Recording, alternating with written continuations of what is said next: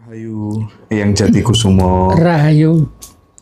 terima kasih sudah menyempatkan waktunya untuk hadir menyapa adik-adik di Ngaji Roso lagi. Kita butuh orang tua untuk senantiasa mengingatkan yang masih muda-muda begitu, yang supaya kemudian tidak melupakan ajaran-ajaran leluhur Nusantara, gitu ya.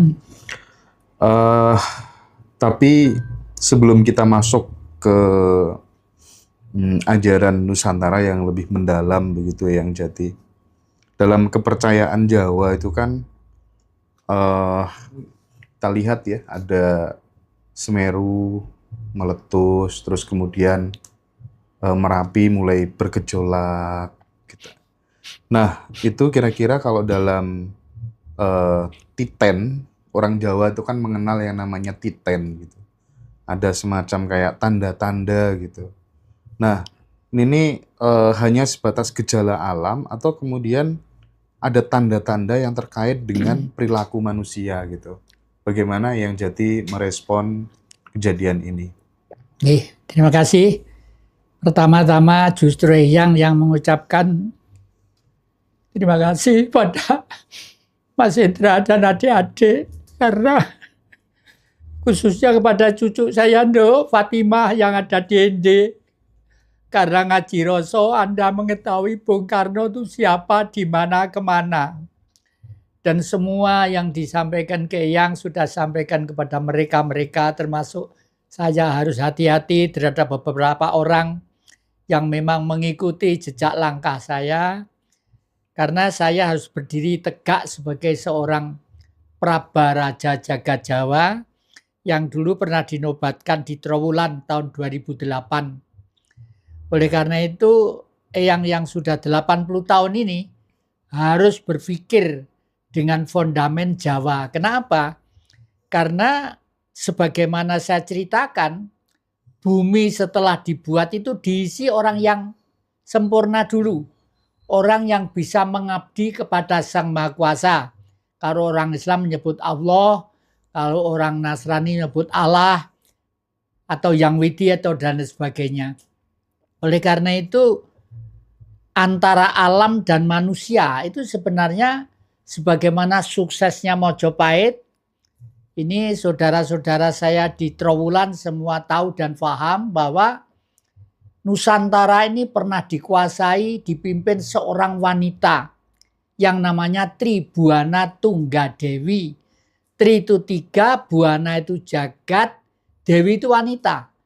Seorang wanita yang mampu menyerap energi makrokosmos ke mikrokosmos. Siapa itu? Beliau itu adalah cucunya tetangga saya di Ponowijen. Cucunya Kendedes. Kendedes sendiri tidak pernah menjadi raja. Oleh karena itu waktu itu tahun berapa saya membuat film Wanita di Balik Tahta. Karena rahimnya mengandung raja-raja besar yang membesarkan Nusantara ini. Pengaruhnya sampai 2/3 dunia. Ini anak-anak muda harus tahu. Jangan sok pinter, jangan sok sombong. Meletusnya Gunung Semeru itu adalah peringatan buat kita. Oleh karena itu, saya itu punya gelar profesor karena mengilmiahkan klenik. Bagi orang barat disebut klenik. Klenik itu apa? Dari kata-kata klen, ek. Klen itu himpunan, ek itu misterius. 2 ditambah 2 ada ek. Berapa ek? Bagi orang barat tidak tahu. Karena ininya tidak nutut. Tapi orang Jawa tidak pernah yang tidak bisa tahu. Di Semeru bagian selatan itu ada orang pertapa sudah 300 tahun. Suatu saat pergi ke rumah saya di Jalan Tinta di Malang menyampaikan bambu ini. Romo, bambu ini adalah kuncinya Gunung Semeru. Gunung Semeru mau diapain terserah pada Romo. Maaf, saya itu bukan malaikat, saya itu bukan Tuhan, tapi saya sadar bahwa kewajiban saya sebagai Raja Jawa harus betul-betul menyelamatkan apa yang harus diselamatkan. Ini namanya pering petuk. Betul, begitu Semeru mengeluarkan lava panas sampai 14 km. Ini saya sembayangi di rumah. Satu ini, kedua ini Kenong. Kenong ini sudah hidup kira-kira sekitar 600 tahun. Ini dari lembah Gunung Kelut. Dari desa Papungan yang namanya adalah Kapulungan. Dulu ada gamelannya para malaikat, para dewa-dewa. Pada waktu itu, ya, orang itu sampai bingung di Sumber Cangkring di desa Papungan. Itu pagi, sore, awan, malam pernah suara gamelan itu tidak pernah berhenti. Tidak pernah berhenti suara gamelan itu. Sejelek-jeleknya orang Jawa. Kalau bulan puasa itu tahu diri lah. Ini pada taraweh, pada kadarusan, tapi tidak akan latihan gamelan. Tapi anehnya di Sumber Cangkring itu siang, pagi, sore, bulan puasa juga gamelan terus. Akhirnya kami dengan orang tua kami, Bapak Noto dari desa Papungan sana, Noto Karni, Bapak saya, Ibu saya Suyi, itu mengadakan tirakat di sana. Gamelan itu bisa dipinjam untuk bersih desa. Kenapa harus bersih desa? Karena si Jawa itu sopan santun terhadap bumi. Nah, oleh karena itu sudah beberapa kali saya menghimbau kepada orang-orang konglomerat, orang-orang yang punya duit, mbok sekali tempo rezekinya disisihkan untuk apa? Untuk ruat bumi. Bumi Pulau Jawa sudah dikotori darah-darah yang tidak baik semua. Tahun 1965, 3 juta manusia darahnya berlambang. Ya, siapa yang mendoakan? Tidak ada. Peristiwa Kanjuran di Malang, ratusan orang meninggal. Dianggap itu dongeng saja. Jangan dipikir sukma itu tidak itu. Sukma itu tidak hidup. Karena sukma itu di dalam dirinya masih ada Tuhan. Nah, Tuhan belum kembali ke istananya berbadan sukma. Jangan dipikir mereka itu tidak tahu anak cucu menderita. Tahu. Mereka itu tahu kalau anak cucu menderita itu tahu. Kalau kita tarik kesimpulan garis merah dengan politik, negeri ini sudah nyimpang dari cita-cita kemerdekaan. Negeri ini sudah nyimpang jauh dari cita-cita kemerdekaan. Yang dulu dipelopori oleh orang di Singosari yang namanya Prabu Kertanegara, berulang kali saya sampaikan. Praptaika Dharma Putra Nusantara Ingsun Tan Hamukti Palapa. Palapa itu apa? Rempah-rempah. Lamun durung nikah Nusantara hing Tumasik, sekarang Singapura. Dulu kecamatan kita Singapura itu. Hing Johor, sekarang Malaysia. Dulu wilayah kita. Hing Gurun, sekarang Australia. Dan maaf, Jatikusumo itu punya peran besar. Ini Mbak Astrid yang melacak sebagai orang Katolik. Yang melacak Australia itu siapa yang mensejahterakan dan orang Barat. Waktu itu karena rumah saya di desa, bapak saya itu belantik. Ya, keluarga dalam Solo tapi diundang ke keraton untuk mengambil haknya tidak mau. Mboten ndoro dalam dateng dusun kemawon sareng kalian kaum marhen. Ya wes Pak Noto, tolong kumpulkan domba-domba. Cari domba-domba dikirim ke Australia. Jadi tugas saya waktu kecil itu angon wedhus di desa Papungan. Angon wedhus ke sana kemari dan jumlahnya itu ratusan. Wedhus itu dikirim ke Australia untuk apa? Ternyata untuk wool, untuk bajunya orang Barat supaya enggak katisen, supaya nah inilah. Ini Mas Indra, jadi terpaksa ini saya sampaikan ya sambil menangis karena begitu besar peranan Ngaji Roso ini terhadap masyarakat. Matur nuwun. Yang menarik sekali ya. Jadi kalau belajar tentang sejarah itu sesuatu yang sangat penting gitu karena mayoritas kita yang muda-muda itu buta gitu ya yang jadi sehingga perlu untuk kemudian diedukasi bahwa kamu tuh bangsamu tuh sebenarnya bangsa yang besar gitu.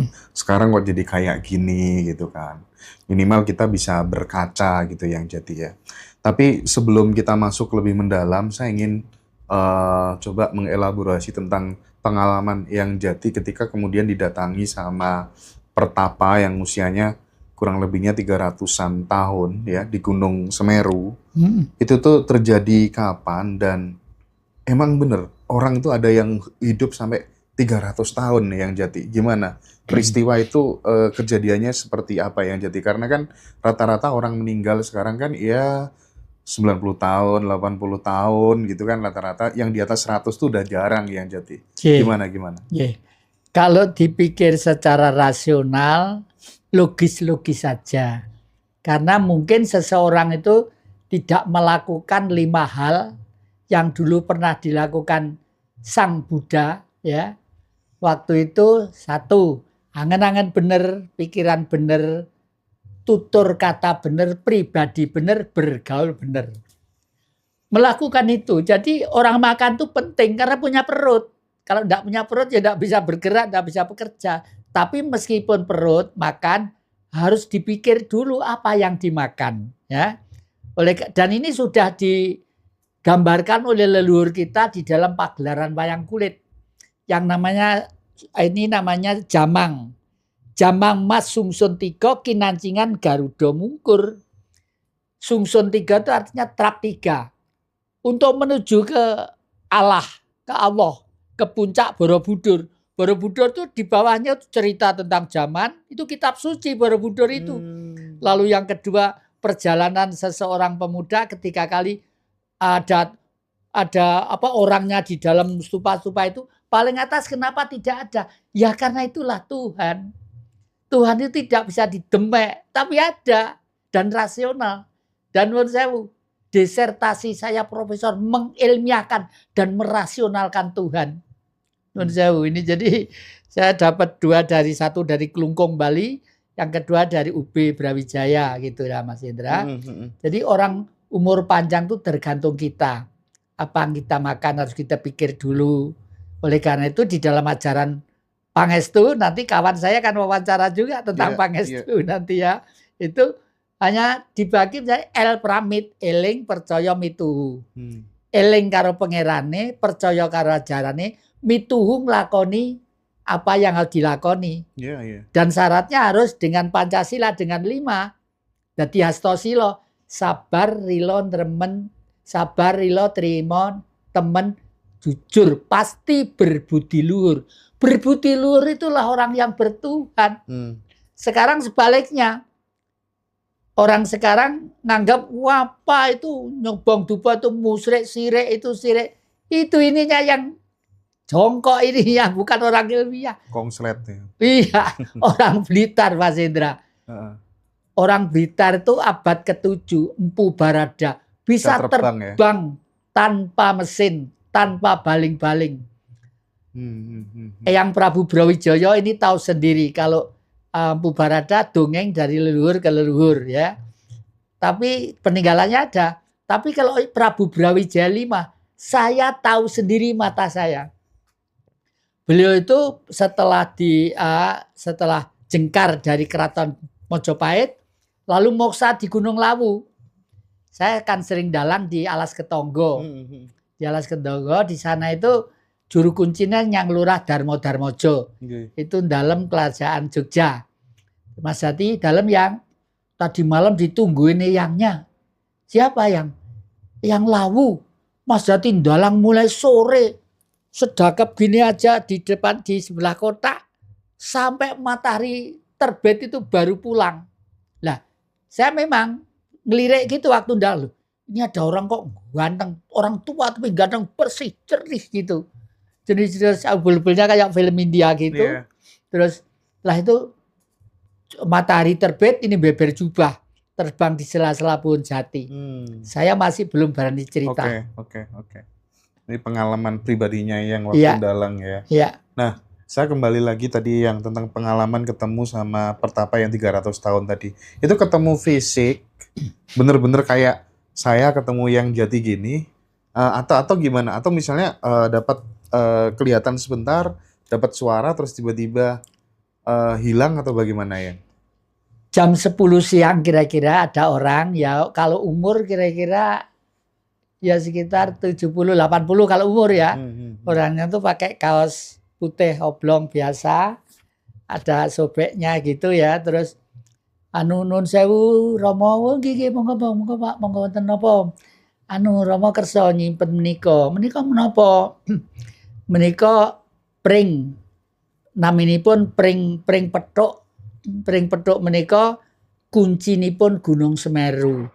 Lah mangke Romo Jati lek Semeru wonten menapa-menapa badhe nyuwun dhateng pring menika ingkang leres mohon kepada Sang Maha Kuasa palilahnya untuk pring ini dayanya keluar saged. Oleh karena itu pada waktu Semeru meletus kemarin pedutnya itu abunya itu sudah sampai 14 kilo, saya mulai meditasi di sana. Meditasi memohonlah paling tidak berkurang. Iya. Terus itu. kaitannya sama yang pertapa 300 tahun itu maksudnya gimana? Yang Jadi dia cerita kepada saya, ini diberikan dari sang pertapa yang di Semeru Selatan. Pertamanya pada waktu sudah 300 tahun, gitu katanya yang bilang beliau. Terus saya keluar, maksud saya itu mau saya kasih uang saku sidik-sidik gitu loh, enggak naik apa-apa. Hilang orangnya, enggak ada. Orangnya enggak ada. 2 kali saya peristiwa seperti itu.